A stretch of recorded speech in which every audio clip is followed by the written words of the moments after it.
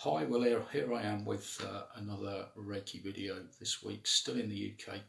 I'm in the middle of doing some master's training with two of my students from Wigan who've come down for the weekend, and we're working through learning the attunement processes.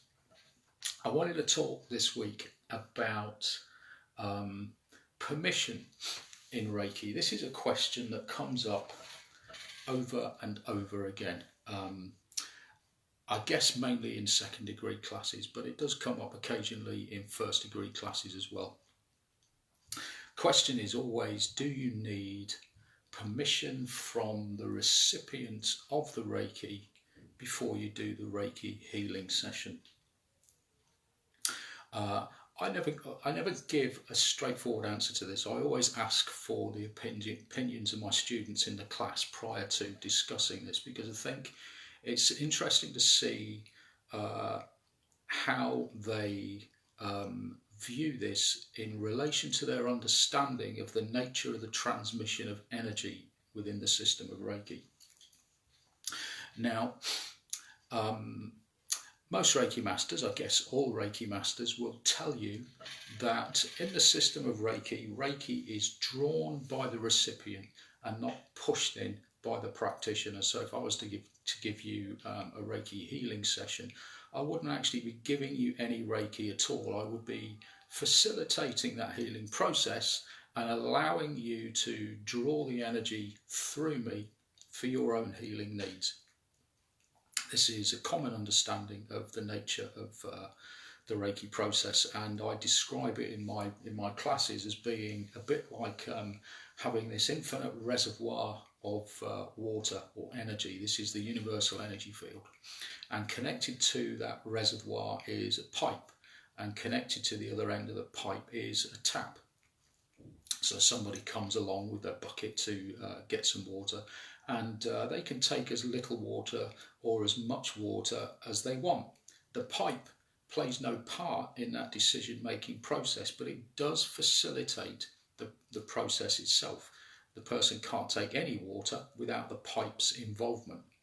And this is how Reiki works. It facilitates that drawing of the energy. Now, given that as a practitioner of Reiki, you are not giving anybody anything, how does it follow that you would need their permission to give them Reiki? You're not giving them Reiki.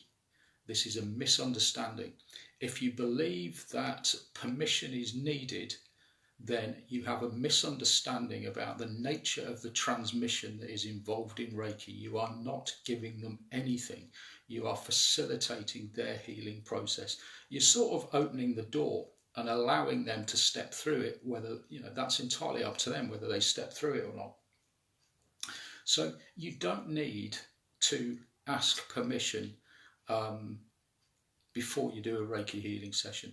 And when it comes to a hands-on, and this is why I say this tends to arise in a second degree class, when it comes to a hands-on treatment, well, the fact that they've sat in the chair or they're laying on your treatment bed, well, there's your permission. Obviously, they're not going to do that if they didn't actually want you to give them a healing session.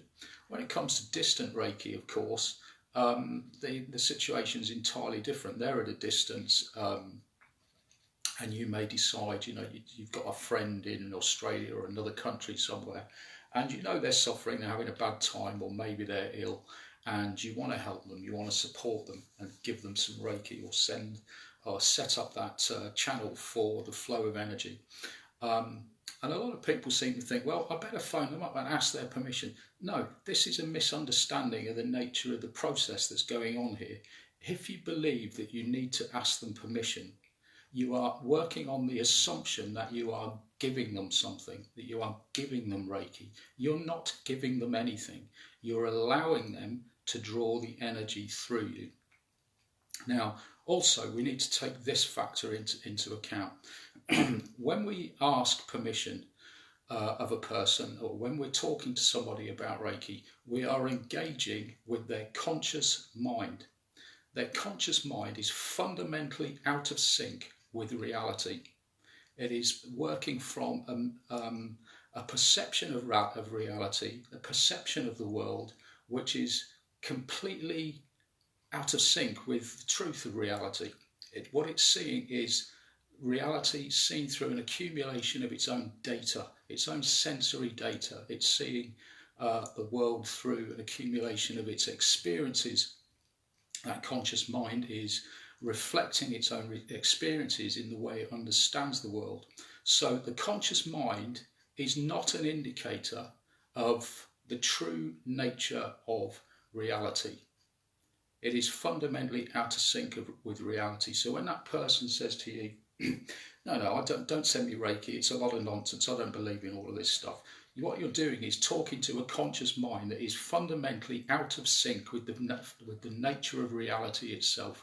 So what comes out of that conscious mind via the mouth is utterly irrelevant. You're not speaking to the truth of that being at all. So when you make that connection to do a distant Reiki treatment, and let's hypothesize here. Let's say you've said to somebody, I want to do you a Reiki treatment, is that okay, because I know you're suffering? And that person says, no, I don't do Reiki for me, I think it's all nonsense, I don't believe in all of this stuff. And then you do it anyway, and then the Reiki flows. What is happening here? The person has said to you from their conscious point of view, I don't want Reiki, keep that away from me. You've then done it and the energy is flowing. Well, we know that you're not giving them Reiki. You can't give them Reiki. That is fundamentally not possible. But the Reiki is flowing. How is this so? They've said they don't want Reiki, yet they're taking it anyway.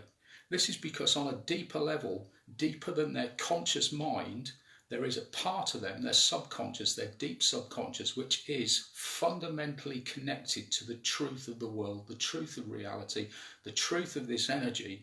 And it is saying, yes, please give me the energy. I want as much as I need. Just send me the energy.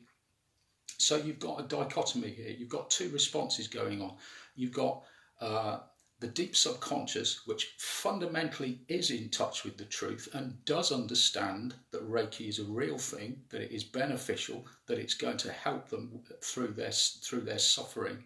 And then there is the conscious mind, which is completely out of touch with reality in every sense whatsoever, because it's obscured through its own accumulation of sensory data and experiences over its lifetime. And its opinion as to whether Reiki is a true thing or not is fundamentally irrelevant. It doesn't matter. So ignore what the conscious mind says and go for the deep subconscious. There's your connection. There's the connection to the truth. If you just do that distant Reiki treatment and the energy flows, there is your permission. You have permission straight away because the energy is flowing. The person's taking it. That person is already saying, yes, I want this energy. I'm going to take what I need. So this whole question of do I need permission is predicated on, number one, a misunderstanding about the transmission of energy itself. You're not giving somebody Reiki, they are drawing it through you. And number two, it's based on the assumption that the conscious mind is somehow in touch with the truth of the world, that it's actually able to engage with the true nature of reality. It doesn't engage with that. So these things tend to obscure and block a true understanding of whether we need permission from that person or not. We don't need permission. You just do the Reiki for the highest good, for the best, for the best of intentions, for the benefit of that other person. If the Reiki flows, there's your permission. There it is, right there. The fact that the energy is flowing. And in a sense, the nature of this Reiki, it's like I say to all my students in the class, it's love at the end of the day. That's what's manifesting in your hands. Do you need permission from a person to love them? Of course you don't. You just love them, don't you? If there's somebody suffering and you want to pray for them, do you ask permission to pray for them? Of course you don't. You just pray for them. It's the same thing. So don't get don't get all mixed up with this concept that you must always seek permission. It's an utter nonsense. This is not in any tradition of Reiki. It doesn't exist. It's not there. This is based on a deep misunderstanding about the nature of the process itself and the nature of consciousness and its relationship to the truth of the world.